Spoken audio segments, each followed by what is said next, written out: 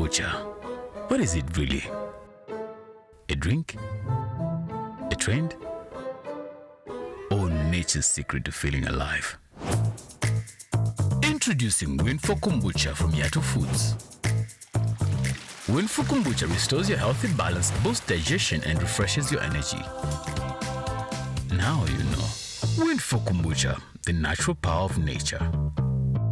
Hello and welcome to the Kenny T One-on-One podcast. Don't forget to like, share, and subscribe. Remember, this one is brought to you by Yato Tea. Yato Tea is available in all leading supermarkets across the country. My guest today on the show is Muzukulu, CQ. CQ, how you doing, man? I'm doing great, brother, man. How you doing? CQ, I've known you for a very long time. Is this the first time I'm interviewing you? Can you imagine? I don't even know how to come out. Like, do I need to be serious? Do I need to be like? I just have to be myself. Yeah, man. It's been. So you know, just for the record, I know CQ for over 20 years. Definitely. And he's been doing his thing. I've been doing my thing, but we've never been in a situation like this. You know what I mean? Yeah. After all these years, you know. It's nice to have you on the show, man. Thank you so much. How's been the day? My day's been okay. I had a bereavement though. I was burying my uncle. So yeah, but may his soul rest in peace. Back to business. My condolences. Yeah, but we're glad you made it to come on the show today. Thank you so much. First things first. Yeah. CQ Muzukulu. How did you come up with your name? So it was around the time because I used to be in a group called Just Close. Just Close. So Romans of Vina with Paul. No. Just Close was in the Rhythm Nation project. There was me, JK, Musonda, and the late Chileshe. So we were in a group called Just Close. So we disbanded, and then I became a solo artist. So now, in trying to search for a name, like what am I gonna call myself? So I got inspired by solo artists like JK. They were just using initials, MKV. You know what I mean? And then I was like, you know what? Maybe I should use my initial CQ, because my real names are Chisanga Qville Chanza. So I was like, okay, CQ. But then I had to add the Muzukulu because I wanted something that would bring me back home. I kind of feel like CQ sounded more bougie, you know what I mean? So I was like, what name can I find that is going to bring me back to home? So in the process, as I was trying to search, I remember that a very proud grandfather, who introduced me as his Muzukulu everywhere I went. So, my grandfather would say, oh, ndiye Muzukulu, ndiye Muzukulu. So I had to add Muzukulu to CQ. CQ, where were you born? Where did this whole thing start from? Well, it's for me, I wasn't the kind of kid that grew up mimicking to music or dancing or being an entertainer. My sister did a whole lot. She was the singer of the house. She was the dancer. She was the entertainer.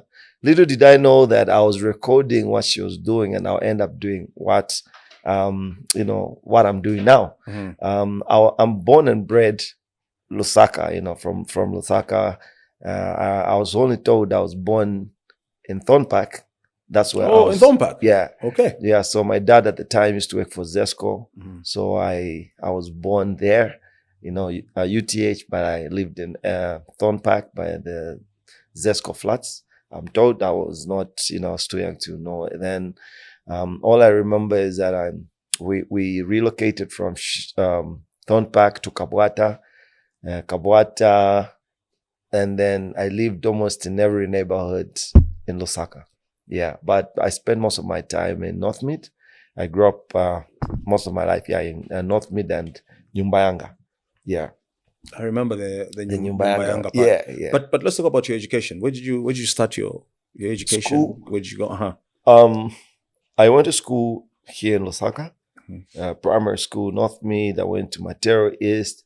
I remember going to Elmsdale Primary School. I remember going to Kawata Primary School. Then secondary school, I went to Chipata. So I was at Chipata Day for my junior secondary. And then I went to Chizongo. That's where I completed my education. When you're in Matero, did you meet any of these guys? My guys, however many? Bene slapu, bene beast, bene ndani. I don't think so. Maybe, but I doubt. I think it was like way back because these guys are quite younger than me. Oh, yeah, they're quite young. But I remember back in the day, Matero by Matero boys. There used to be a cinema where we would get bottles, exchange bottles of Mosi to watch a movie. I think enter the Dragon type arrangements, you know what I mean? Yeah, but I would interact with a lot of guys from Chaisa, Matero. So it is wachema, backflips. So I think my junior secondary life, I was famous for backflipping and acrobatics and whatnot. I was very, very, very famous. So now you talked about something to do with age. You're a little older. Yes. How old are you, if you don't mind me asking? I think I'm your age mate. You haven't answered the question. Tell me if you won't answer, we move on. No, I won't answer. Okay. But I'm a dinosaur. Was there. Okay, so Majengani, I'm a backsummer.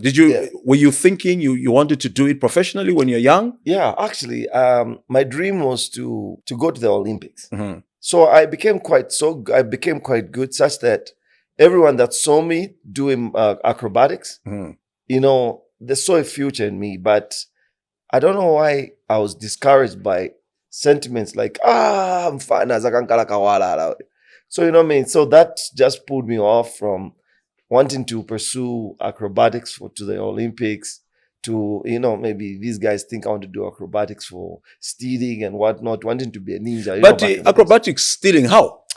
Nezo chama masama yama ninja. You know what I mean? Yama ninja cheti ukachaya so fana. You know what I mean? Like I was really good. Was okwela my offense? Nezo chaya my offense. I'd flip 3 times in the air, twice from the wall fence to the ground. You know, I was very risky in my doing, but I did it because I loved it. But then I didn't like the sentiment of just being cold or maybe wishing you to be a thief in future. I was like, you know what I mean? So I think that just diverted me. But when you during your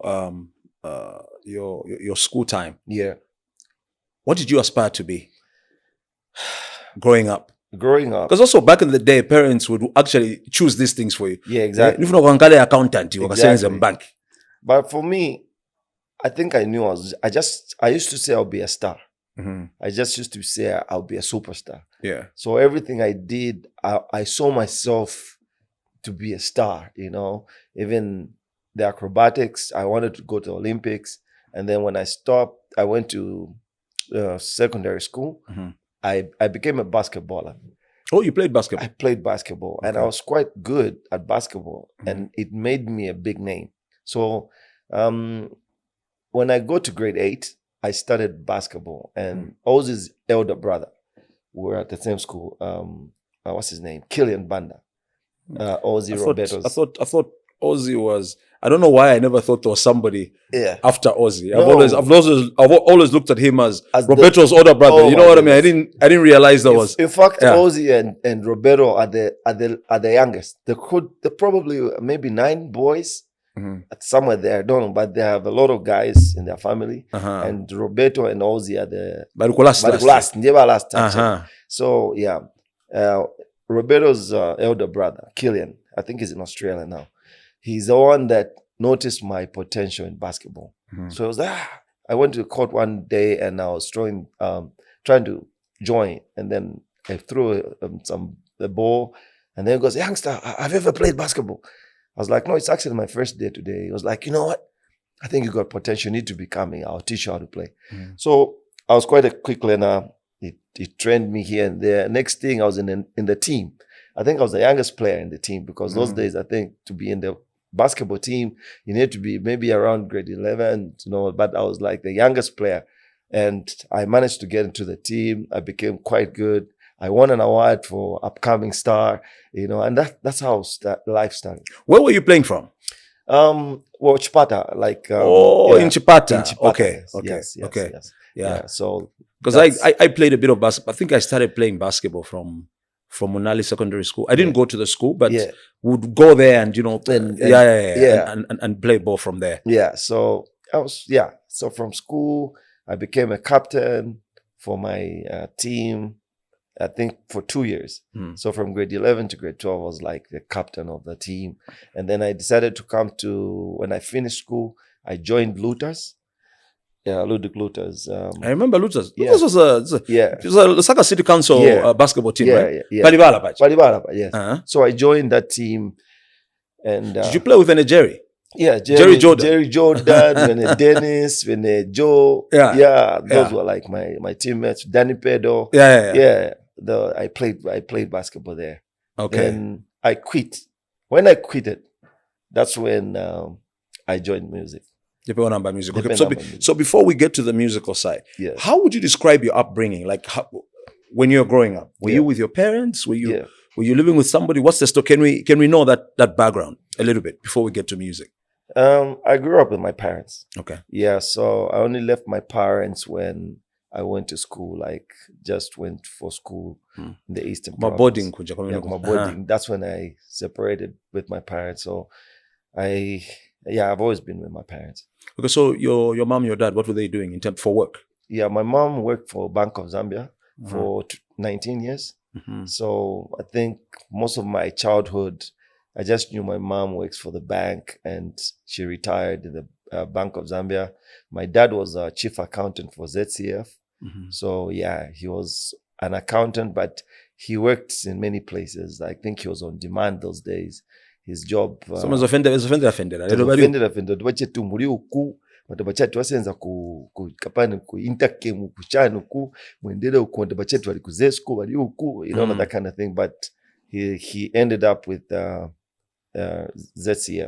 That was his last job. So talking about music, is it something that when you're doing my gymnastics, was it somewhere at the back of your mind or it wasn't there at all? Totally nothing. There was nothing. Where did you draw your inspiration from? So what happened is like I grew up in North Mid. So one time, let me just start it from the genesis. Like when we're living in North Mid, we used to go to a church called Church of Christ, which is in Garden, just by the corner of North Mid, Garden, somewhere there. So that was a church where I made friends and, it became like a home church for me. My mom decided to relocate church and joined North Mid Assemblies of God. So she now persuaded us to, join a church.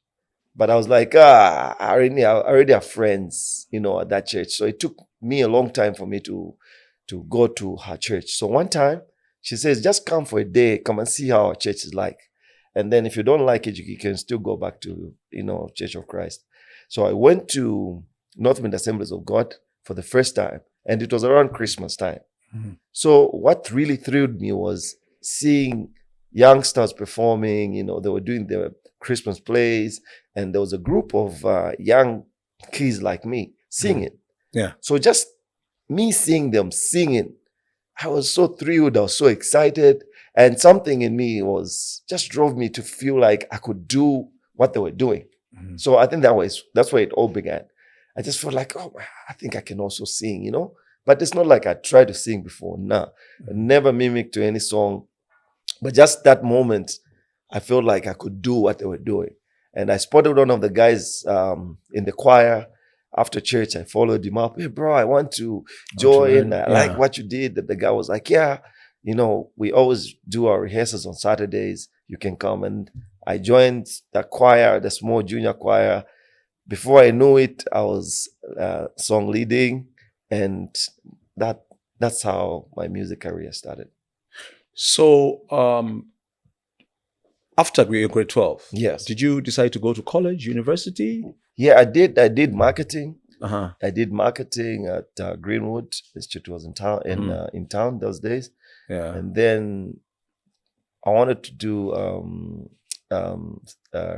purchasing and supply, but I think we're constrained with finances around that time. Yeah, and then I decided to just soldier and decided to take my own path with my music career. And that's how I ended up diverting. Though I'd worked for 2 companies in town. I think there was an estate agent company back in the day. So I started working there. And then the whole time I would be singing, making music.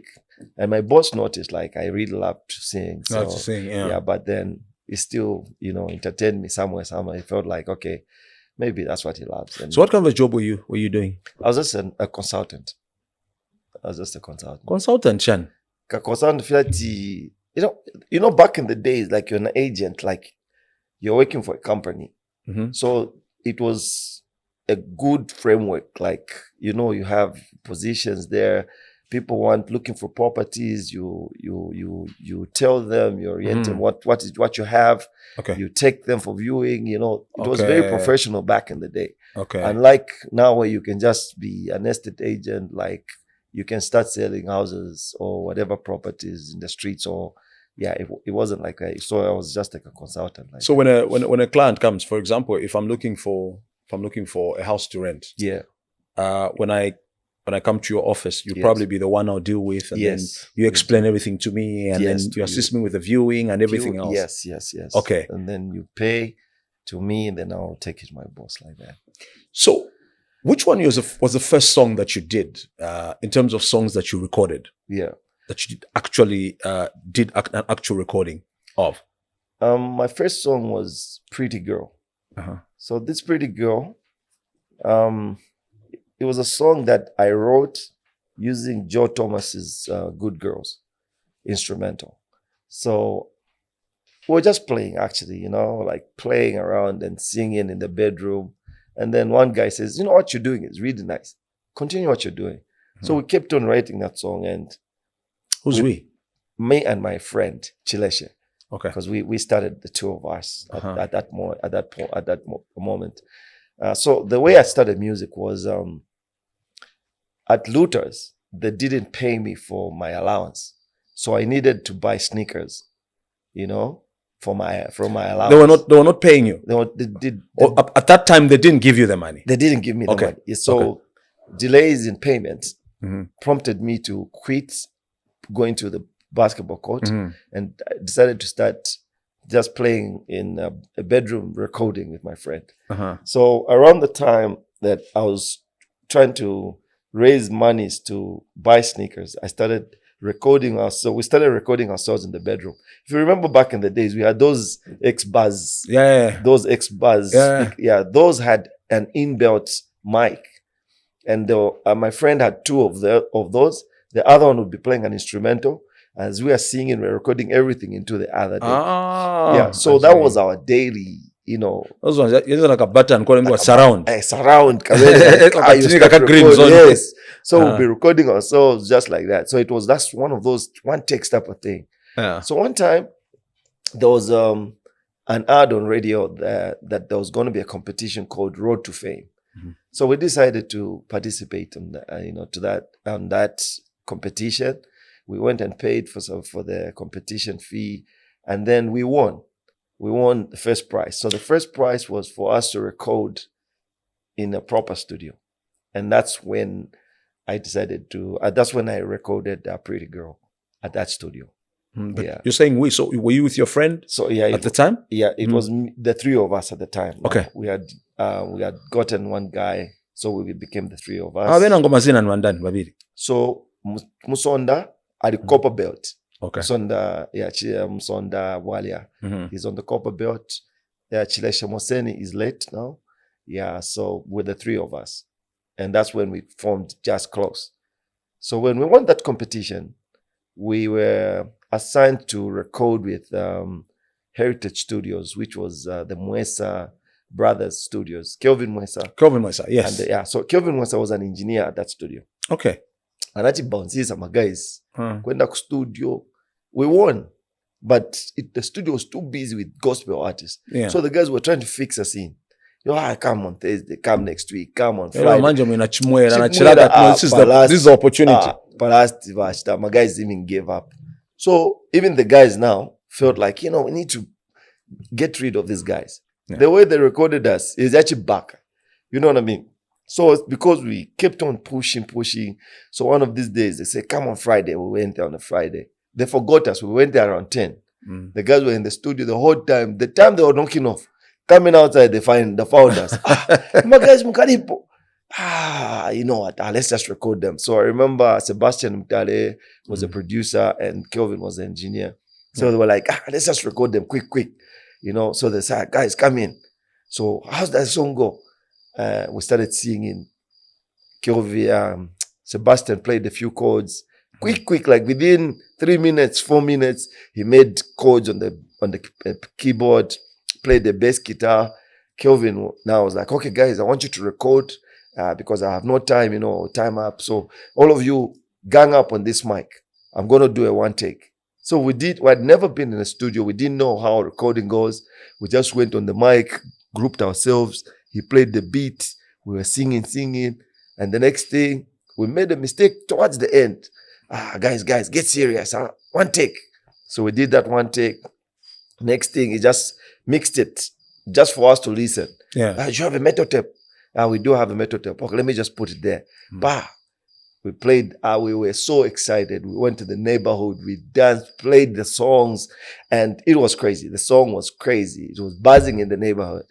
But then the same song, apparently, is what got us signed to Mondo. Just briefly talk about what Mondo was. Yeah, I know what it was, but Yes. just in case there's someone watching who would not know. So Mondo, I want to believe, is like the genesis of what we call this new Zambian music, the rebirth of Zambian music from the Kalindwa era to the new Zambian music. Yeah. So this was like the biggest record label in Zambia, and I think it did well, in as far as promoting music and just pushing the whole Zambian music industry outside.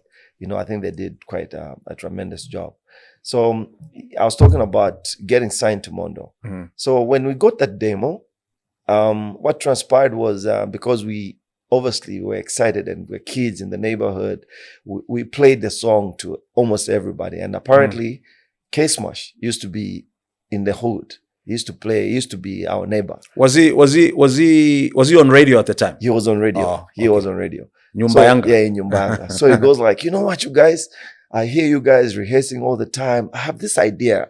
I want to come up with a Zambian show to promote Zambian artists like you. I want to believe there are many cats like you that, need promotion or exposure.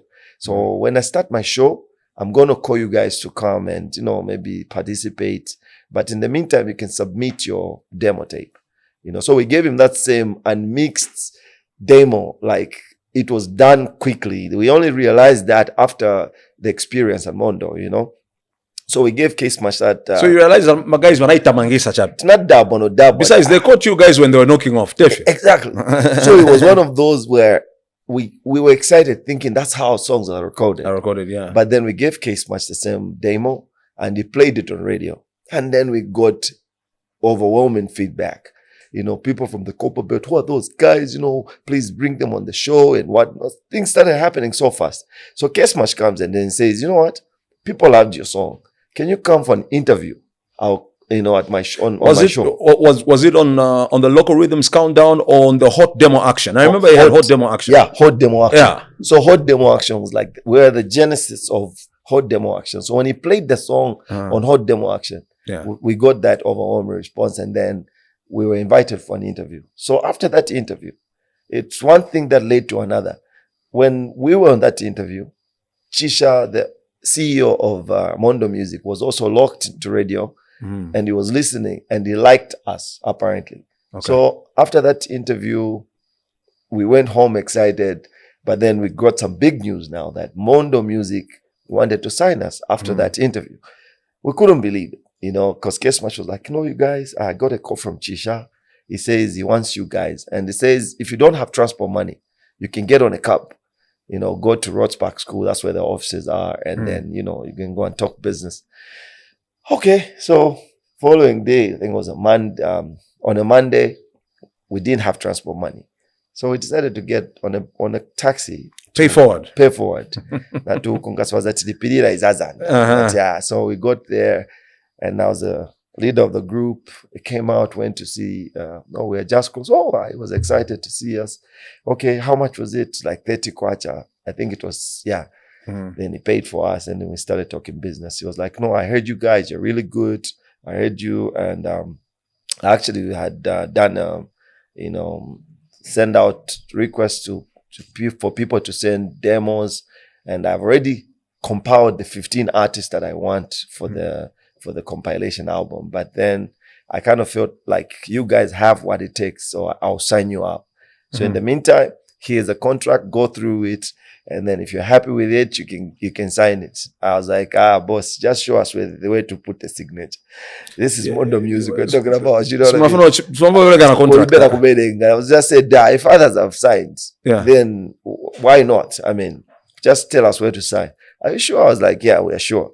Then he says, just go through it. I was like, no, boss, just show me where to sign. And then I signed. He gave us a copy, but he says, if you feel, maybe what you've signed up for is not, resonating with your personalities and whatever, come back and then we can terminate the contract. And boom, that's how we found ourselves at Mondo. So you're signed as who? We're signed as Just Close. Okay. Yeah. So Just Close was me, Chileshe, Musonda, before JK came and joined the group. So JK was part of Just Close? Yes. Okay. Yeah. So after we had signed up with Mondo, and we had put our names there, Kelvin called me. He says, Kelvin Mwesa called me. He says, there's this guy from the Copper Belt. He's really got a good voice. And I think he could make a fourth member of your group. Because you remember back then it was common to have quartets like Boys to Men, 112 and what. So we were the three of us, and it goes like, just making just making me a fourth member. And I was like, let me listen to the guy. So I went to audition JK. And then JK sang. You auditioned JK? Yeah, for him to join my group. To join your group, yeah. So I was like, sing for me, bro. I mean, I'm told you're a good singer, so sing for me. And the guy sang You Are Not Alone by Michael Jackson. And I was like, So he just went halfway. I was like, whoa, wait. Maybe this guy overrated this song. It sounds too good. Can you sing me another song? Then he sang me another song. I was like, gosh, this guy is brilliant, Then I told Kelvin, man, I'm getting this guy on my group. Yeah, I'm just going to get him locked. So I went to tell my friends. My friends were against, having a fourth member. Adding somebody else. Yeah, I was like, no, but why is he coming late when we already signed up to Mondo? Man, why didn't he show up when, before? I was like, this guy is good, guys. So the guys refused. It's got something to bring to the table. Exactly. I was like, no, this guy's got it, man. And then the guys insisted. They refused. But I was like, okay, guys, since I was the owner of the group, I was the leader of the group, rather. I was like, if you guys don't get this guy in my group, then I'm going to make a new group with him. I'm leaving you guys. And that's how come I managed to force these guys to have JK on the group. And then we had to go to Mondo and lie that, the fourth member was at school. We didn't know he was coming back. Chisha was like, but you guys already signed the contract and the names are already printed out. And why did you say that you had a member? I was like, no, he was out. He was in school. So he just came back. He returned. So I had to add him on the contract. I was like, okay, I have to now print a new contract just to add his name. So he went, reprinted the contract. The good part was that I was on signing for the contract. So we added JK on the group. And that's how JK became the member of the group. And we started rehearsing together, doing everything together. And So what kind of songs did you guys do? We did any notable ones that we can talk about? No, not really. So what happened was we did quite a lot of songs, and we were preparing to do an album. But the song we did was Twami Lumbanya. It's on the Rhythm Nation project, where it's Chatels, the Black Moontus, all these other guys. Crisis was there as well. Crisis was there, yes. So that was the only song we did together as Just Close with JK on it. Yeah, that's the one we recorded. But then as we were trying to wait for our turn to record an album, so many things happened because Black Moontu was the first group to do an album. And then Chateau followed. We were supposed to be the third group to record an album. But then apparently Tribal Cousins had that hit song for Chipolo Polo. So it blocked us from being the third in line So they recorded Tribal Cousin. Apparently, I kind of feel like maybe the sales for Tribal Cousins were not as good as Black Moon 2 at the time. So the company experienced a bit of a loss, and then they were trying to recoup. In the process of trying to recoup, there was Tasira Mwale who won Idols, and the idea was for her to sign to do an album with Mondo. With Mondo. Okay. So it was around the time that she won. So instead of us recording again, our space was pushed back, like in fast forward. I mean, and then Tasira Mwale did an album, and then also Tasira's sales I think didn't do quite well according to statistics. And then we were supposed to do, so we kept on rehearsing, and then was this thing skipping you guys maybe because the label felt like maybe you're not strong enough, good enough? No, I think we were really good. Because if we kept on getting, wait, you are next, you know what I mean? You're the next guys we are recording, you are next. But then things just started changing. We didn't understand, but then Tasira Mwale did an album. They were like, okay, after Tasira, it's you guys. Then the business aspect of things, they said, we've made 2 losses somehow, that we didn't recoup the money. So we're thinking maybe we bring back Black Moon 2. Because with Black Moon to record the second album. To record the second album. So Black Moon recorded their second album, and the company made money again because I think they were quite big at the time. So Black Moon 2 made money for Mondo for the second time. And they were like, you know what? Maybe we should try Chateau again. And they did Chateau second album for Chateau, and Chateau made money. And then she was like, you know what? Shit. So the game had now changed, and in the process we disbanded.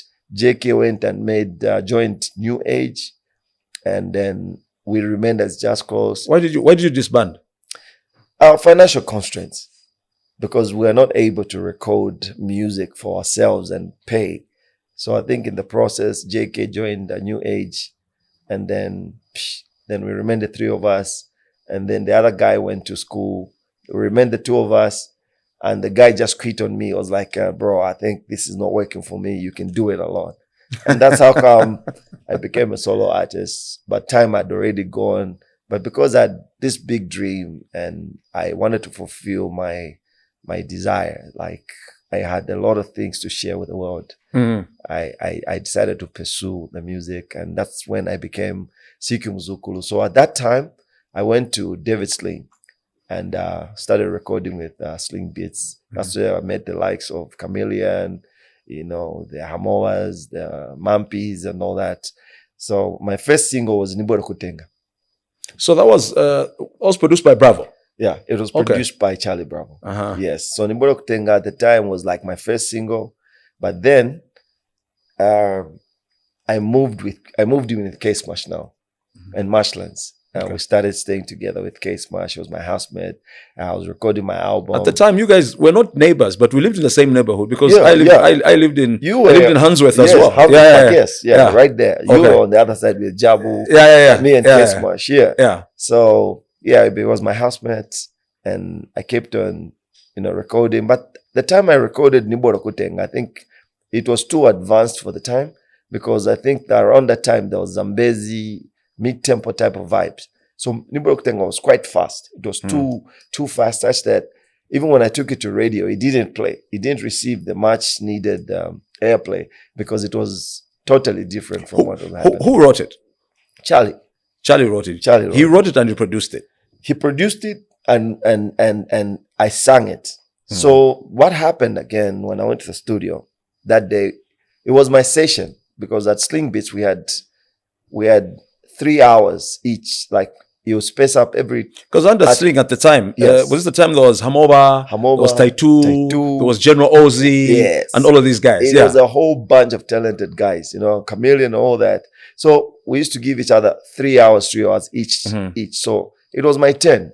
So when I go to the studio, I think Mwape was recording. So I was like, hey, Mwape, it's time up. It's my turn. So when it's your time, you leave. So Mwape left on time, left me in the studio. So Charlie decides to say, Bazungu, give me 5 minutes. There's a beat that is playing on my head. I just want to make a skeleton, then I'll get back to it. So those days we didn't have recorders.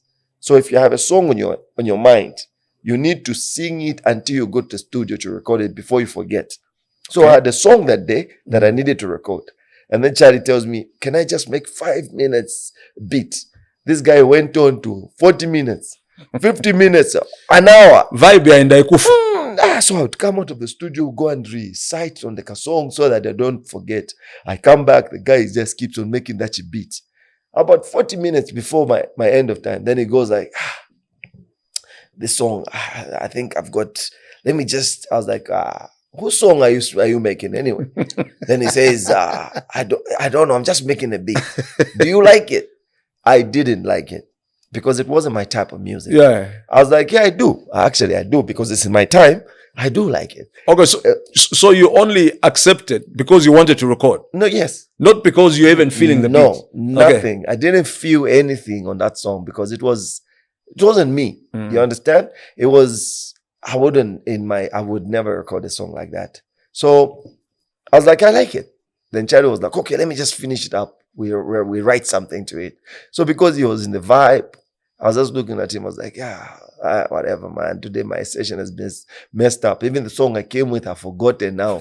So now I might as just for the sake of it. Yes. So Charlie was like, okay, so can you write something? I was like, I'm blank. Then he says, okay, let's make a controversial song. Like not in a very peaceful manner, but in a forceful way. You know what I mean? So he was like, so what was going on at the time? Were you guys drinking? No, we're very sober-minded guys. Like Charlie never used to drink, never used to smoke. He was just committed to music. Yeah. I'm also a clean person. No, up to now, you don't drink. Yeah. So I've never known you to be a just drinker. got there. I was on the mic. This guy is just instructing me, sing like this. Even no, come on like you mean it, like come on like you know. It's like okay. So I put up that kavoko. He was like, yeah, I like that same one. Yeah, that like that. Nakufuna, unavomera. Just like that. I recorded part by part, following what he was writing for me. And guess what? After finishing recording what I was recording, I couldn't even remember what I recorded because the guy was just giving me lines. I was so sad that day. I went home. I was like, I wasted my day today. The next day I came back. I found everybody vibing to the song. Hey, man, you've got a hit. Man, you got a hit. I was like, which hit? The song you were recording yesterday. I was like, I can't even remember anything from that song. He says, no, that song is hard. I got in the studio. I was with Chameleon and then he played it. He had mixed it because he was just feeling the song that day. Out of all the songs, Charlie would take maybe a month to mix and master. But that song, I recorded it the previous day. He mixed it and mastered it right there. So I got in the studio and now I felt what I was recording. I was like, okay, now this is a jam, And I remember Chameleon coming and says, like, oh, can you put this melody in the beginning? And then he added a sound. And that's how come Nibolo Kutenga was like, the song that introduced CQ on the scene. Otherwise, CQ was not that guy. CQ was an R&B, slow jam kind of guy. And that's how, CQ became the CQ now. So after Nibolo Kutenga, what then happened under Sling Beats? So under Sling Beats, I was recording my album now. As I was recording my album, back in the days, we didn't pay much attention to backing stuff. So you can imagine that I crashed my album 3 times. 3 times, bro. Like every time I would record an album, the moment Charlie removes Mwape's album or Chameleon, he wanted to go and mix, the whole computer would crash. And all the content, all the music would go. So I was one of those victims whose album crushed. And it's difficult. When you record, bro, the first time to redo it, it's never the best. And then now 3 times. Yeah, 3 times. You can imagine recording 3 times and then I lost the feel for what I wanted out of many of the songs that I was recording. Yeah. So most of the songs on the album, what was the inspiration? It was that around that time. It was more on true life, on the situations people went through. We would sing more about reality and like just illusional stuff. It was more about what was happening. It was more about educating and more about inspiring people. We are very conscious on the lyrics back in the days, and like now, where you just, as long as the beat is nice, you do whatever you can do on the song. Then it was more about the content. What are you telling people? What is it that you're writing? What is it that you're going to help people do? We were healing people. We were making people reconcile because of the songs. So it was more about the lyrical content, unlike the beat and the tune. So it was rich. I think that's the reason why they say Zambia music back in the day was more authentic and was rich. It was because we paid more attention to the lyrical content and just the approach to healing, inspiring and so on. So what was the biggest song on the album? Well, it so happened that Nibura Kutenga happened to be one of the biggest songs, which I didn't like, but it so happened that it became like the biggest song. And it's funny, when I released Nibura Kutenga around 2003, the song didn't play. So in 2006, I decided to add the song on the album. And the song rose in 2007 and became a hit song around 2007. That's when it became a hit song. And then I did Waziva, which was a slow song, which was like that. That's described me as in the R&B, artist that I am, and yeah. So that assorted music around me is what made me get known. Okay, so after Sling Beats, you left Sling at some point. I left Sling, yes. What made you leave? And was it an amicable separation? I didn't ask the same question about Mondo. I'd like you to answer that as well. With Mondo, I think it's just something that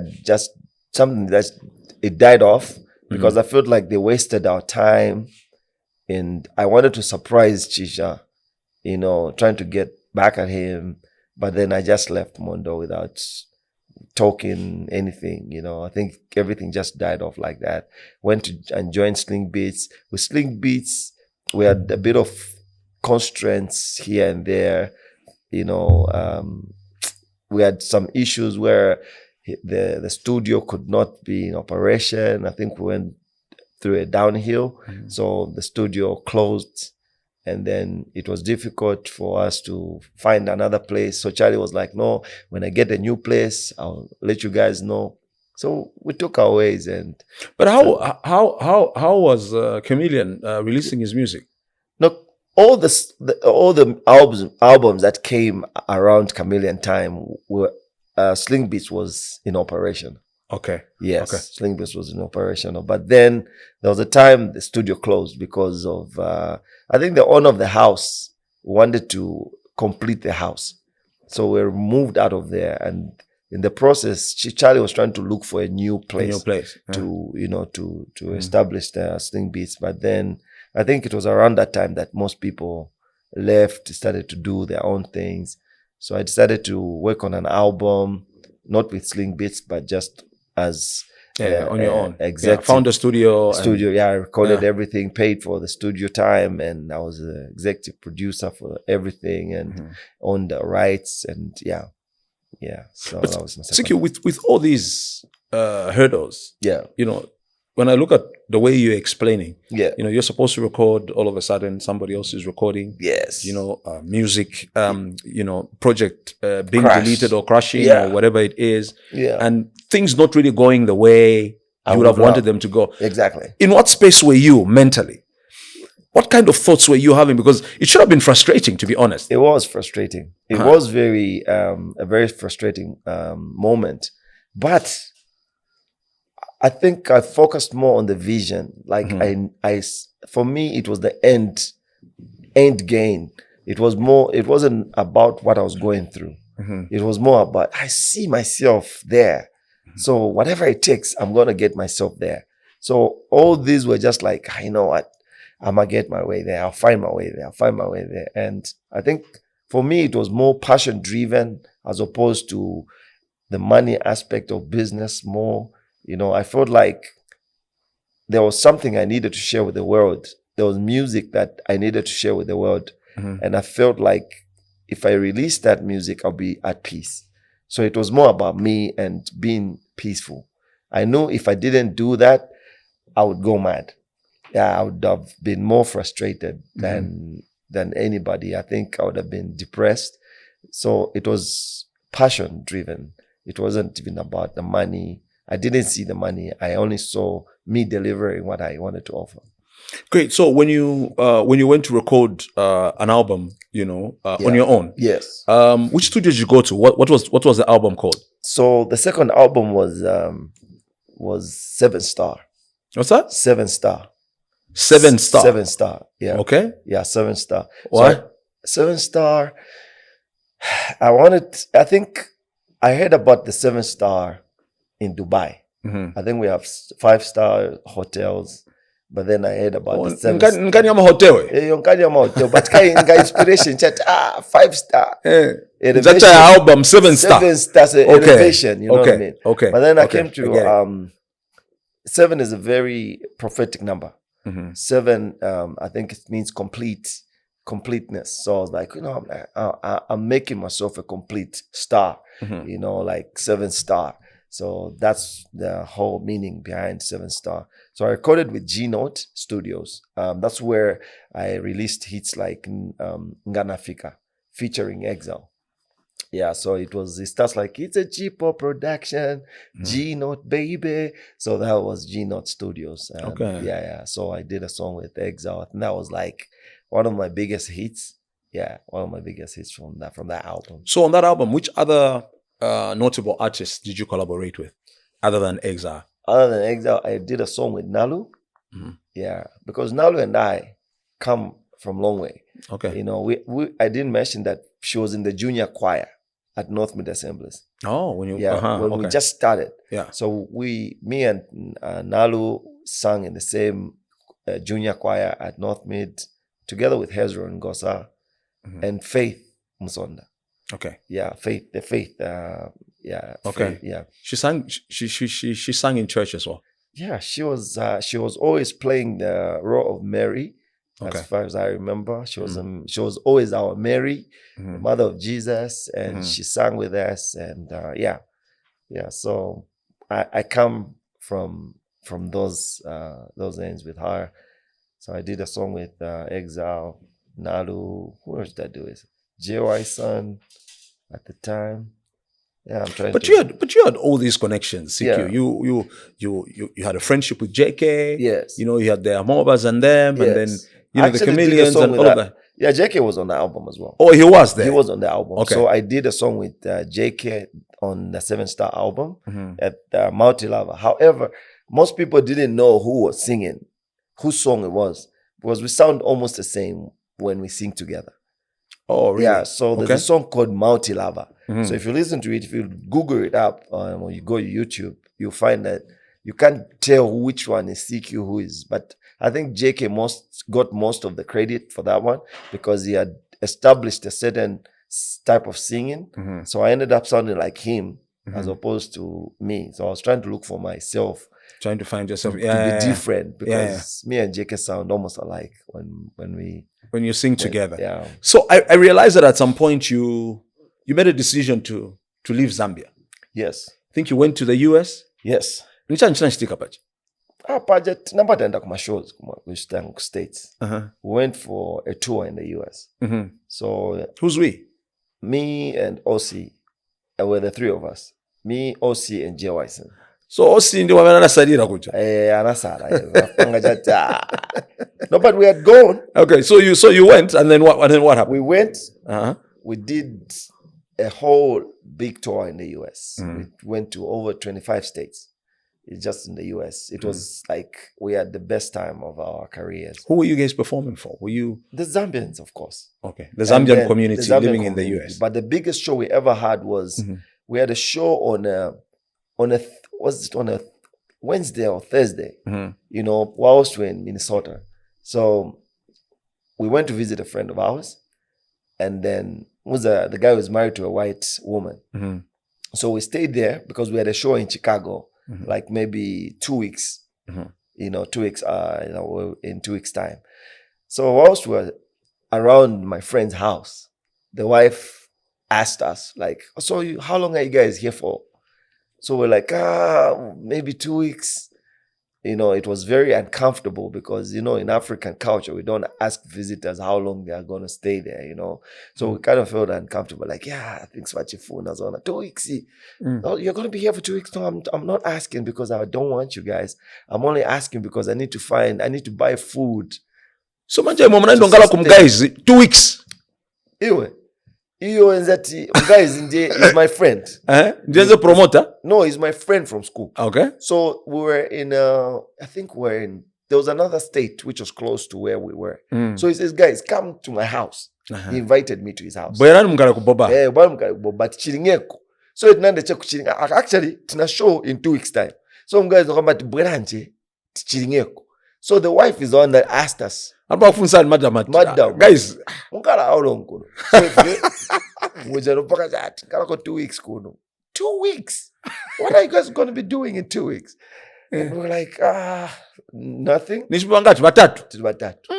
Guys, nothing. No, you guys got to do something. Maybe can I get you some jobs? So like, Muzungu is on. I was like, yeah, sure. If you can get us some work around, we're good. But you guys went to sing. Manje ma job ya bwanje menonzo funa. Kaide hapo manje tilikuwa bene. Tili munyumba abe nongashite bwanje. Wakufunza kenitiwe. So uzankala che munyumba wapanga che yimene ngashani. Okay, so does that mean imwesimonzo lepula ma groceries mboba? No, kai ukaenda kwa bene. So ungafikira chati wamba kulepula. Ona. So nabanga chati. Si jabonja kwe bati no mulibe stock munyumba. But nangu muli stock ketese bane. But wafika chati. But vonse virimo. Wavula mpanzi ni wuzula che. Ero kuzenda nifuna plan ya che kugulira atu because if ituma atu kuno. So tubatayi wana njira I think ingani ya stock, but stock no pressure. Tinga gulemo grocery. So now we're trying to get her lead. Then she goes, "You know what? I can get you guys, part-time jobs. Within 2 weeks, you can do something, right?" So like, we can do something. But then she goes like, "I've got celebrities in my house. I can't get you guys any kind of jobs. You know what I mean? Maybe people will look at you somehow, if you found out that you guys are doing some work. You know what? Let me hook you up with what you guys do." So she called a friend of hers at a certain club. She goes like, "Hey, I got celebrities in my house from Africa. I want you guys to give them a gig." Oh, okay. So are they on YouTube? Yeah, they're on YouTube. I'll put some links. The guys were like, "Oh, cool. Actually, they've got numbers and all that stuff, So yeah, I can have them on a Wednesday." I was like, Jesus, Wednesday? Who goes out on a Wednesday? You know what I mean? So it was one of those like, okay, yeah, it's fine. Yeah, even the Wednesdays good. I can get them, and then I can advertise for them. So how much are they asking for? So around that time, with the three of us, small one pin chap. Na doubt. 3,000. Then she says, "What? Even 2,000? No, like 3,000, like 3. You know, Kennedy. $1,000 around that time. It's a lot of money. Was already like 10 kwacha. The $100, $1 was 10 kwacha. So $1,000 was already like how much? Like 10 pin. You understand what I'm saying? So mwezo calculator zakuno. Tezo calculator zakuno. Pakisha kaida pati 10 pin. So if tezo banga titabela 10 pin itabela kwa because around that time we used to charge 3,000 kwacha. So you obo charge 10 pin. Obakuza what? So if quickly no tamangira do. Pasani 2. No, even 2 is fine. I mean, this is no. Look, you guys, how can you charge $3,000 when upcoming artists here are getting $15,000?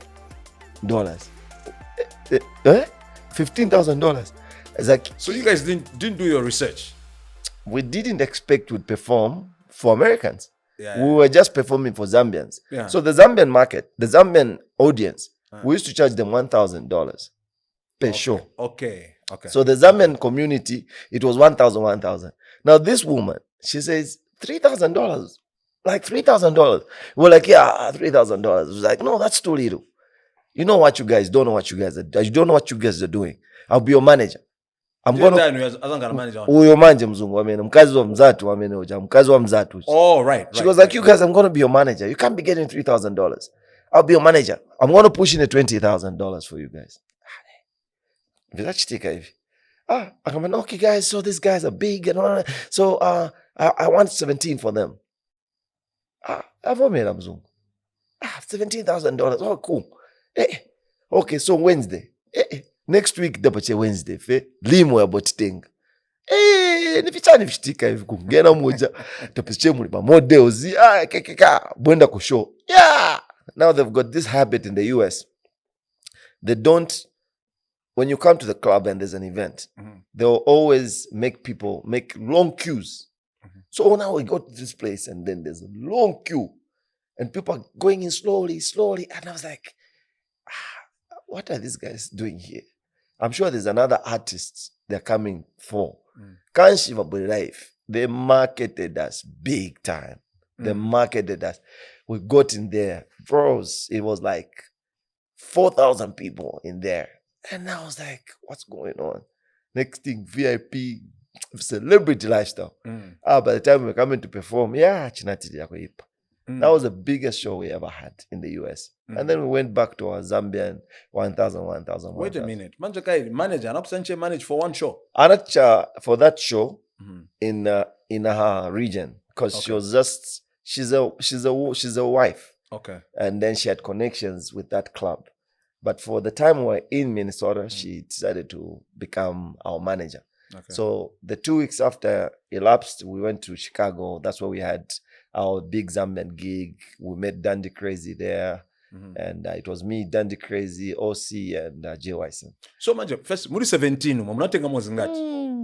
If you don't mind me asking. Sina, manati foresa, zones, anati pasa zones. So if tumba ya mbela, yugulako 2. After gulako 2 ija manje, putagana ma 5-5. Yeah. Tabata ndamanje kumoya, tawaleka tiku shopping ile grocery yoyozo food. Ndo bweza food ya mene Tabata muguli ila manje. No, but you guys, it's good that you told me, because you were going to just stay. Yeah. But to date, I kind of feel like that was like one of the biggest shows I ever had with just foreign nationals like that. Yeah. It wasn't Zambian. There was no Zambians. The only Zambian that was there was our friend. Yeah. And the rest were just Americans. And it was a good night. It was a good night, huh? It was a good so night. You guys were in the US for how long? We stayed there for 6 months. Yeah. And how many gigs did you do in 6 months? Hey, we toured 25 states, bro. So yeah. Then we ended up in Tampa, which is like on the southern part of the US. The Miami, Orlando. Yeah, that's where we had our album. We did an album, me and Aussie. Yeah, and then we had a song called Last Forever from that. We shot a video in Miami as well. It was good. There were rumors that we got stranded in the US. Did you get stranded? Like the question was, for me, I laughed when I heard that rumor. Okay, when Zambians are happening outside, there's always this thing that wants they create to pull you guys down. The question is, when you go outside, America is not like Zambia where people can just come in, without return ticket. In America, you buy your return ticket before you buy it upon buying what you're going to buy with. You buy for the going and coming. You do a round trip. Yeah, you do a round trip. Come. They cannot allow you to go to America without a return ticket. So you buy a return ticket. So how do you get stranded? Or maybe there was obviously when you went there, not everything was smooth. Maybe to issues here and there, and then someone thought these guys are stranded. No, like the first trip in the US there was nothing like getting stuck. Yeah, because it was like call after call. You know what I mean? Come to this state. Come to this state. So we got a lot of invitations. There was nothing like hiccup or tambirako chemonga ati vintu vangarako slow. No, it was just like so we had dates like, okay, in 2 weeks we're going to be this side. We're just in Chicago. They call us in Orlando. They call us in New York. They call us in. So we just went state by state. We felt like we didn't stay 6 months. 6 months. You felt like, come on, we've only been here for 2 months. And yet it was 6 months because the activities were too many. And then every state was like 2 weeks this side, 2 weeks the other side, 3 weeks the other side, things like that. Before you knew it was 6 months. So even when people were complaining, you've overstayed, we were like, yeah, because I'm thinking, if you've got a music career back home, 6 months is a lot of time to be away. I think that was the best 6 months to be away because we made more money than we would have made here. Is it? Yeah, we were. I mean, I think that was like the best part of my career to like, you know, ndekenga tukabekwera po maningi. But you came back. Osi anasara kuch. Tinamata bwera once. Oh, Osi came back. We came back. Okay, great. So we stayed for a bit. Then Osi just said, mone kulia tuafuma kulia. I think the equity program. I feel like Osi left at a time when he was breaking through. I don't know. I could be wrong. Yeah, Osi, because he had some good songs out and all of that. Osi left at the time, but I think opportunities. Yeah, the big dreams. We have different dreams, but for me, I felt like coming back and going and coming back and going was a better alternative than being an illegal, citizen. Because being illegal is not the nicest thing. Who is illegal? When you don't have like Osi went as an illegal immigrant. Like he went to fetch greener pasture. Okay. So you become an illegal once you push. So in the process of pushing, you run away from police, you run away from all these immigration officers. Even when waboche gula coffee, ulim restaurant wanacheka pukulangena wadaboche wanyamu kwenda toilet wataba. You know what I mean? So you run away from unknown reasons, for known reasons. So you're not comfortable. No, you're never comfortable until you get your papers. Okay. You know, that's when you become a free man. So for me, I didn't like that life of wanting to run away, or I love my freedom, you know. I decided to come back, renew my visa, go back. Oh, you went back again? I've been to the US many times. So when you went back the second time, what did you go there for? I went for a show in Atlanta. I was invited for, I think, we went for the 50th Jubilee, the Jubilee Independence for Zambia. We went together with Rafki. Oh, there was a big show there. Yeah, there was a big show. So I went with Rafki this time around. And the third time I went again for another show. It was another event. So I've been going. Have you been linking up with Osi all the times that you've been going? No, I haven't seen him since he left. Do you guys talk? Yeah, we do talk. We communicate. Now he's established now. Yeah. He's a big boy. Now he runs the US. What do you mean he runs the US? Now he runs the US. Now he knows his way, as ways about. Yeah. He's not like a small boy. Like now he's like a big boy. He's a good plug now. You know, if you want to do something, you can go through him, and he's able to press buttons here and there. It's easy for him. No, when he's around, and it would be nice to have him on the show. Most definitely. Talk to him. And I know it's quite controversial on social media, but he's doing good because he's in Hollywood now. Yeah, he stays in Hollywood. So what exactly is he doing in the US? He's into acting now. He's into movies. Oh, he's acting? Yes, he's acting in movies. He's doing music. It's like he's got it all, I know he's a hustler, but I didn't know what he was doing. Yeah, he's got an agency that hooks him up with things now. So it's a whole big ball game altogether. Okay, so my research team tells me that you were signed to a Nigerian record label. Yes. Is that correct? Yes. Can we speak about that? Yeah, we can. Yeah. So I got signed up to Tourist Music around 2014 when I came back from the US. Yeah. So, yeah, that also happened in a crazy way because when I got signed up, most Zambians were doubting the record label. They invited me to Kenya. They got me my air ticket. They said, we're going to shoot your new video, in Kenya. So I flew to Kenya and they gave me a VIP treatment. It was beautiful. I did my video with Clarence Peters, the guy It's behind. the guy who's done Tiwa Savage and all of these guys, Tiwa isn't it? Savage did the Video, P Square, Dibanj at the time. So he was like the biggest video guru. So he did that video for me as well. And because of him, whatever he touches, it doesn't just end up at just a normal video. It goes to all the leading, TV stations, BT, Trace TV, Trace Urban. So I premiered as the first Zambian artist to premiere on Trace Urban at the time. I think it was the most difficult one. Though MTV Base, Channel, all these, I premiered on all those on all those TV stations. Which song was that? Ndekelenichi Baby with Exile. Oh, with Exile, the one you spoke about. Yes. Oh, that was my great. second album. Yeah, great. Yeah. So in general, how has the music scene been for you? It's been in Zambia. It's been good. It's been good. It's been really good. Like for me, I kind of feel like the dream I had for music and where I intended to reach, I did not reach where I've always wanted to. However, I've gotten all these accolades. Like I've won awards. I've been a brand ambassador. I've been on billboards. I've charted. I've topped the charts. Like I've been on #1 before. Like I don't know. I've done it all. However, I'm not satisfied. That's where I wanted to be. But I think CQ, you're a well put together artist. You're sellable and all of that. But like what you're saying, Yeah. the question is like, but where have we gone wrong? Like my analysis for Zambia is that we like raw things. I don't know if you understand what I'm saying. No, you can explain to me. Let me. My analysis is that we like raw things. We don't like polished things. Okay. We like raw things. We promote raw things. Maybe that sits well with. It resonates well with us because most of us come from very humble backgrounds. Mm-hmm. So maybe raw is irrelatable, unlike polished. We don't understand polished. Okay, so what example can you give of raw? Raw is most of these guys that you are seeing are raw artists in the sense that they're only limited to Zambia.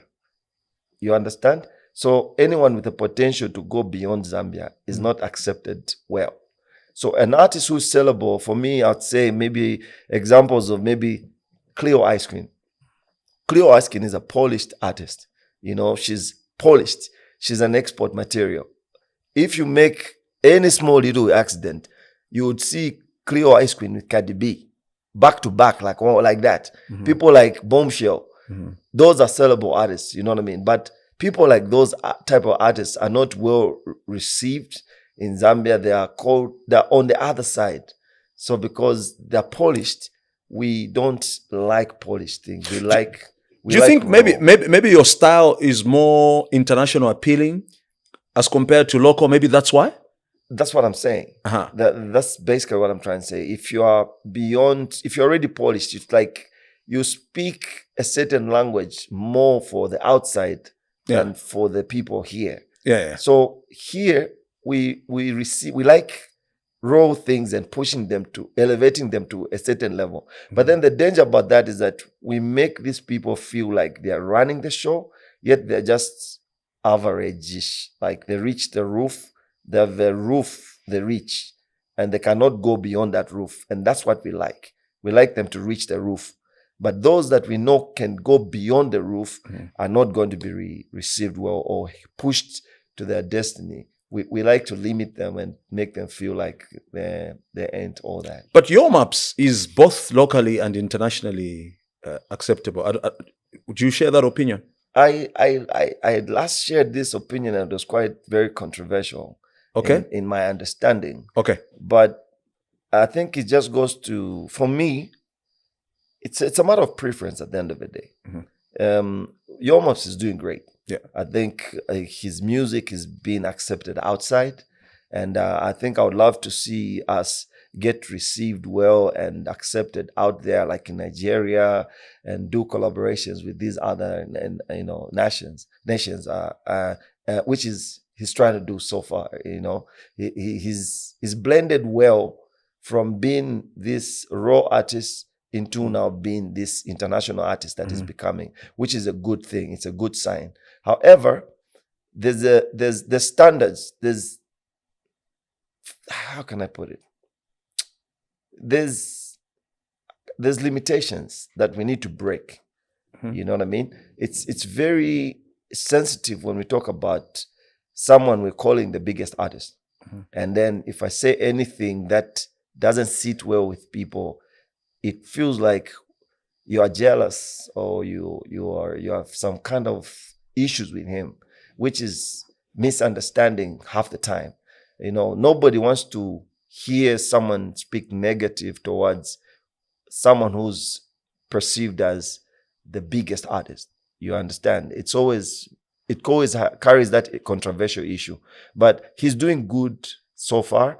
His music is good, you know. But we need to understand that music has a different ear on the other side.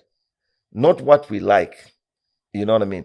What we like and we call, this is our biggest artist. To some people to be like, are you sure this is the biggest artist in Zambia? Like, this is the biggest? Then you say, no, look at the numbers. Numbers don't lie. Yes, you could have all those numbers, but there's music that has a different ear outside. So maybe the person that you may not consider to be the biggest artist has the potential to break out to those, you know, to other regions. Yeah. That's my take. But my thought is that if you're producing music and huge masses, Yes. you know, a larger part of the population love it. Yes. It means you're doing something right, isn't it? You qualify to be the biggest, especially if, Yes. you know, if the popularity of your songs surpasses all the other artists. Exactly. So I always say this, like, for every product, you need to find a market for it. You understand? Yeah. If you're going to sell tomatoes, you need to find your customers for the tomatoes. Yeah. And Yomaps has gotten the right audience because it's easy for him to sing a song today and hit 1 million because he has Malawi on his back. The market is ripe for his type of music. He has Zambia, and of course, these other neighboring countries. It's easy for you to hit. So people like the ones I'm saying that are polished may not be in the right environment. This is why we're looking at them like, Kuribe, now looking at the numbers, now just a bit, when in 4 days he's got 20K. No. Come on, 1 day, 1 million. You understand what I'm saying? It's not that the music is bad. It's the environment, it's the market. So if you have a polished artist's music, you need to take them to the right marketplace. The people that will consume that product. That's when you're going to see the real numbers. But if you misplace music and then you expect to get numbers from those type of people, they won't respond. You know what I mean? What kind of a relationship do you have with Yomaps? I know you've been throwing punches at each other with my boy Kandeke. What's the story? I've always been this kind of a guy. Most people don't know that I'm a very open-minded person and I'm very honest. When I have difference in opinion with you, doesn't mean I am jealous or I hate you. I'm just airing out my opinions, and I'm strong on opinions. And most people don't like my opinions because I'm very honest and blunt. And it's not, for me, it's not about because you're happening. No, it's beyond that. So it's a matter of just understanding what I'm trying to communicate to you, but not that I hate you. But then my strong opinions have caused me to seem like I got beef with people, where I don't have any beef with Kandeke. I don't have beef with Yomaps. He's my boy. What's your relationship like? We do talk. We have casual talks, but we've never sat down like to talk about music and the building of music. I remember there was a time he called me up because he wanted to work with me, and we had a fruitful discussion, around trying to take Zambia to the next level and push international music and the connections. So we'll talk like that. But then opinion, Paul, is what now end up causing me to look as though we are enemies and we are not. And which opinion is that, CQ? The opinion that got me into this entanglement was me saying Yo Maps is not yet an international artist. So I said, I feel like he's not yet an international artist, but he is grooming and becoming an international artist. And I was asked, who do you consider an international artist? So for me, I said, at the time, I said Sampa the Great was doing the most, because for me, being an international artist simply would maybe mean performing to most of the majority in that region than the Zambians. You understand? So if people are able to vibe to your songs, even when they don't understand you, for me, it pushes me to be like international artist. But the international artist also has levels. You know, there's international artists can be an international artist, an artist that is able to perform in Zimbabwe, in Malawi, in Namibia. That is also an international artist. But there's also what we call a global artist. A global artist is someone that doesn't have to be like within the continent. It's someone that is able to appeal, is able to perform in the Netherlands, and you get those numbers when you are seeing people vibing to their music. So maybe when you say international, we limit the global aspect of things. You know what I mean? Okay, so I understand that you made that that comment a long time ago. Yeah. But now you've seen our boy performing in all these countries and whatnot. Yes. Do you still hold the same opinion, or now you agree that he's an international artist? Like I mentioned earlier on, that it's a matter of preference. You understand? So with my preferences of international artists, I'll still stick to what I believe should be international for me as a preference. However, Yomops' music is doing great and I love it. I'm a big fan of his music. I'm a big fan of his music. No lie. I kind of feel like for me, the biggest strength Yomops has is the production. His production is on the next level. You understand? And I think he's just a complete artist as well. He's a good artist, talented artist. But if you ask me to give you a preference, I would still stick to, you know what I mean, what I believe should be international for me. Okay. You know, but I love his music and I love the fact that he's pushing Zambia out there. And I love it. I just love what he's doing. CQ, do you fight with your fans on social media? I do. Why? You know, the way that I do came out fast. I'm being open. I'm being as open. Be as honest as you can be. Yeah. You see, fans sometimes feel like you are a robot. You understand? They feel like they can throw something at you and you don't need to respond. And it's a normal norm that a big celebrity should never respond to their fans. But you see, there's this aspect of what we call social media. It's about socializing. It's about making us understand each other. What do I represent? You understand? So if you throw garbage at me, I will throw garbage at you. But when I throw garbage at you, because I'm throwing garbage at you, the people that feel like throwing garbage at you is throwing garbage at almost everyone on that page. I'm just trying to make them understand my personality. I want them to understand me as you socialize with me as a person. What do I believe in? So I always tell my fans, I'm like a mirror. A mirror reflects what is, put in front of it. So if you come with positive energy, you will get positive energy back. If you come with negative energy, I have the negative energy. I can post it back to the. So what happens is that when you hit them back with that energy, you reflect that bad energy. The ones that get upset are others that feel it's not right for a celebrity to answer someone like that. But then the question is, do you pay us to respond or to react in a way that we are not supposed to, or to react in the way that you want me to react? Well, you don't pay us. That's why social media is socializing. It's got nothing to do with my music. So my socializing with you on social media should not affect the music. But then they believe, why aren't I fine so? The music yake because they feel they've got something to get at me for. You understand? Which is not supposed to be the case. Business is business. Leave the music aspect. If you like my music, like my music. If you don't like it, leave it. Look, go to the next guy that you like. But then when we're socializing, let's be normal people. Like, I'm a normal person. So I want to let my people know, my fans know that there's a person with feelings. So yani gwira ja comment. Ukakapepaji so iwe. Nakubwezera na iwe. Wapo adabu. You celebrity. So now you end up fighting with more people. You have to respond to this one before you know it, you've created fire.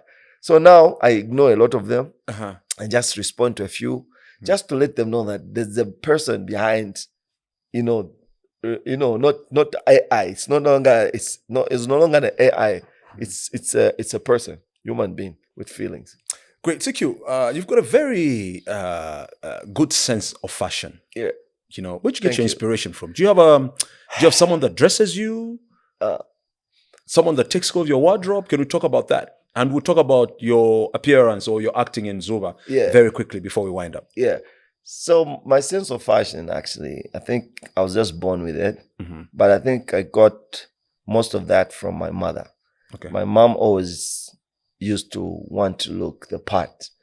She would look at magazines. She wants to know what's trending. She wants to know what kind of, things like I should buy magazines just to see what's trending. And she was always on top of things. Yeah. She would order stuff from, abroad just to look the part back in the days. So growing up with such a person, I ended up I just adopted that without even noticing. But then it came to be part of me as well. I'm that kind of a person who I just like nice things. I like to look good for myself. For it's not looking good for people. It's looking good for myself. So half the time, I always have to look good, not for anybody. It doesn't matter whether it's a Monday, it's a Tuesday. I'm not on stage. I just want to look good for myself. So I think, It's good. It's good. You acted in Zuba. Yes. How was your experience like? And what prompted you to get into acting? I didn't want to get into acting per se, but I got a call and that I should audition for a role as a lawyer. So being an artist for the longest time, I was like, lawyer again? And I'd plaited my hair at the time. So I knew that they would ask me to cut my hair and all that. I actually did not respond to them. I didn't respond to the request because they asked me to audition. Yeah. So I didn't go for the audition. So they asked me for the second time to look, we auditioned everybody that we wanted, but you never got you to come and audition. Are you able to do a video? And they sent me a script. So now I'm like, lawyer is not a role I would love to play, Why don't they make me, something that is within my character, you know what I mean? So I didn't want. So I got the phone, I put it there, and I read the script, and I did it. Because I didn't do it with a lot of effort. The whole idea was for them to reject me so that they can maybe consider me for another role. So I did that, and they called me.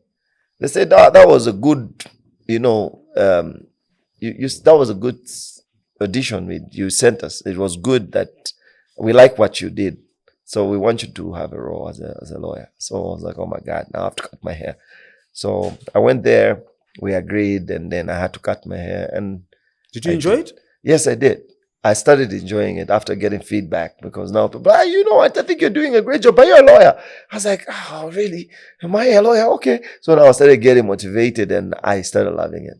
Did you feel like you did better at acting? I wouldn't say that. I mean, at the end of the day, I consider myself as showbiz. Yeah. I'm showbiz because I'm in fashion, I'm in music, I'm in acting, and I believe I can do any other thing. I was DJing and all that. So for me, it's like showbiz is my home. So if you say, did I think I did better at acting? I wouldn't know. But judging from the consumers, They kind of feel like I did better in acting as opposed to even music. But music I love. It's my Music home. is your you're more passionate about music than anything it's else. my home. I don't mind, even if you don't buy my music. Like for me, it's just, that's my home. I just feel peaceful doing music. In 2025, you rebranded. Yeah. Called yourself Mr. Sugar. Mr. Sugar. Tell us about that. So I called myself CQ Muzukulu Sugar, I think somewhere around 2007. Oh. Yeah. So I added sugar to my name on social media. Yeah. So it was CQ Muzukulu Sugar. That's what's on my pages. So because I have got passion for music, it's difficult to just quit. Like Mark II once declared that he had resigned. I wish it was as easy as that. For me, even if I'm not releasing music, I've got music playing in my head. I've got these things that play in my head. I've got new songs every day troubling me. So even if I don't want to record, I just have music playing in my head. This is why I always tell people, like, you know what? Being finished is to die, because you can't finish. I believe that when God gives you a gift, it can't die. It is you. It's up to you to use it wisely or kill it because people are telling you are finished. It is not possible to finish what God has given you. Have people been telling you you're finished? That's a norm in Zambia. Or is it the guys that you fight with on social media that tell you that? Well, you see, the way it is in Zambia is that I've observed that when someone goes quiet and they decide to do other things or just go silent, to them, banasida. So whenever you try to come back after a period of time, so now they start fighting you. And if you are not careful enough, you believe them. And I know a lot of people. What you mean. I know a lot of people who have believed that they are finished. So they start changing. What? Come on, you can't tell me I'm finished in what I believe God has given me. You see what? At the age where I've reached, and I feel like music in studio na record hapa kanyimbo. Wabomboza tu unasire mochitako vinango. So you want me to go and start football at my age? Where am I going to get at? Oh, they go no, I'm bank farming. Farming is a lucrative business. It's a good business. Farming is a good idea, actually. But I'm not doing music for money gain. No, I've made rounds. I've proved everything there is. You know what I mean? I've performed abroad. If that's not enough, then I don't know. But I have to thank God that He gave me the opportunity to perform in other regions. I've had opportunities where I get signed up by, other nationalities, like a record label, like you mentioned. It's not a Zambian record label. These are people that are looking at your potential and they're saying, oh, you guys are a potential. I think let's work with him. You understand what I'm saying? Yeah. So when you have that kind of opportunity, I think for me, when I look back and say, thank God, man. God, thank you for this opportunity, because there are many people that want what I've already done before. You understand? And I can't stop now because I still have melodies playing on my mind.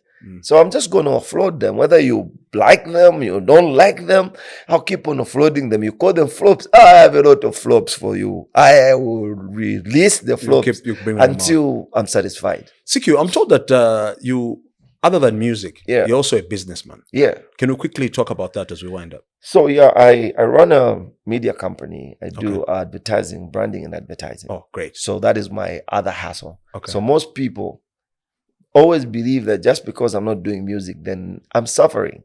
So when I come back to music, they always have this perception that, music. And then I do music. Even if I don't sell, I'll still be okay. You understand? Because I've got my other hustles that are sustaining me. So music is just love for music. I love music. You can't push me away from music, because I always tell people, as long as you did not employ me, as long as you did not bring me into what I'm doing, you can't leave, you can't push me out of this. Because when I started this, you were not even there. The hustle I went through, you were not there. You only came to know me after hearing what you liked about me. Oh, who's this guy? I like his music. That's when you became my fans and liked me. So why do you want to push me out? I will push myself out when I'm ready and I feel like I need to stop what I'm doing. Great. CQ, we've got a question for you from our previous guest. Yeah. We'll also give you an opportunity to ask the next guest a question. Awesome. So the question from Chandana K, Yeah. is what's your favorite quote? For example, my favorite quote is a mind is like a parachute. It works better when it's open. You could have a local one, you can have an international one, or whatever it is. So I think maybe I can say it in a different way. Only you see or have the eyes to see where you want to be. So never mind about what others are saying or want to throw stones at you, because they do not see your vision. So only you know where you want to be. So in the process of going to where you want to go, there'll be people that will come and throw stones at you. They'll tell you it's not right what you're doing. But as long as you've seen the vision, then you can be what you've seen. As long as you still have the vision, you will be what you've seen. There's nobody who's ever out there and become what they are without seeing it from back in the days. We overlook people when they become, great and think that it just happened overnight. No, they saw it and they started going that direction. But in the process, people will throw stones, they'll discourage you, they'll leave you alone. But as long as you focus and still to remain true to achieving that dream, you will definitely achieve. You've got 3 questions. 1, 2, 3. Pick a number, and the number you pick has a question. There will be a question for the next guest. Okay. So from 1... 3. I'll pick number 3. Number 3. Okay. Very popular number. What book would you recommend or say every person should read, and why? It's not for the next guest. So that's the question from CQ to our next guest. Yes. CQ, as we wind up. Yes. Do you think, we've spoken about the fans, Yes. right? Do you think the music industry, in terms of other artists and players in the music industry in Zambia, away from the fans, Yes. have created ample opportunities for you? They've related to you in the manner in which you'd have wanted it to do. Has it been beneficial to you? And in answering that, your final word for someone who would like to be like you, that you inspire a lot. The platforms have been available, and as we are growing in the music industry, the biggest challenges have been people. There's what they call chingana, chinga. Ching. Barachinga sana in the music industry. Barachinga sana. It's not only in the music industry, and I'll say this, on air. I kind of feel like the new crop of the corporate people, the people in the corporate sector, have a good mindset towards what celebrities are supposed to be like. In our era, we had a lot of jealousy, people in the corporate, driving the corporate, institutions. You find that there's this guy in the marketing department. He's the director, marketing director. And then you pitch an idea. And because he sees the potential CQ has, and he knows out of this, CQ will get maybe 5 million kwacha. Already he looks polished. You know what I mean? If I give him 5 million kwacha, where is he going to be? So I kind of feel like there was a tendency of people wanting respect. So because they needed respect, they'll leave you below them so that you don't end up forgetting them. So they wanted that respect so bad that no matter what monies you ask for, they'll never give you enough money to make them grow, to make you grow beyond them. So they'll limit you at wanting to be the ones on top of things. Now, because we run in the same circles, you know what I mean? We meet in the same clubs, you know what I mean? They like you being broke like that so that they can be the only ones spending.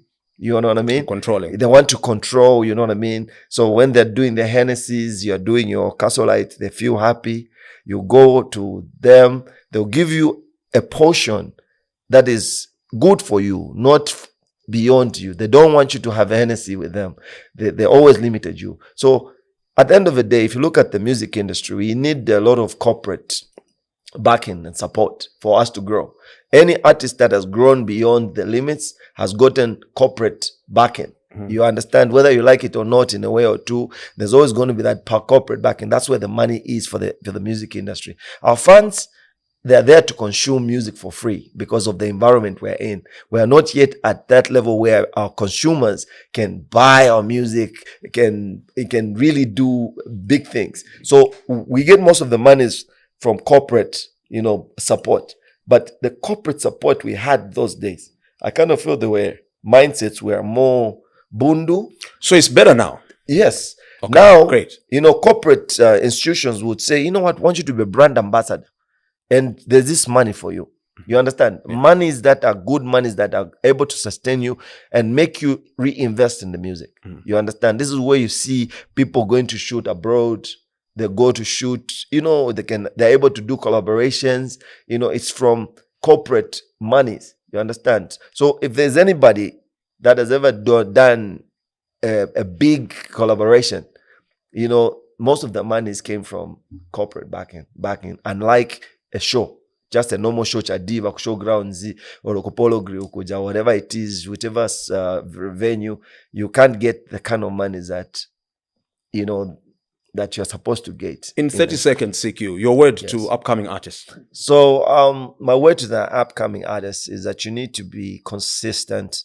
You need to understand where you're going. Do not be diverted because someone tells you this. Before you become an artist, you see yourself somewhere. If you see yourself somewhere, focus and be consistent and you will get there, definitely. CQ, it's been a great show. This has been a great show, man. Thanks for sharing your story. Thank you so much. I love your honesty. Yeah. All the best. Keep Thank up with your fashion sense, your Thank singing. We love everything. Thank you so much. Good acting in Zuva. Thank I you hope so to host you again on the show again. So Sugar, as you said, I rebranded. I have a new song. I'll take this opportunity to advertise my song. I have a new song called Sigino. It features J-Max, so run to your socials and, streaming platforms and, support the Mr. Sugar. Yeah. So there you have it. Thank you very much to each and every one of you for taking time to watch this episode. We'd like to thank our sponsors, Yatu Tea. My name is Kenny T. We're back again next week.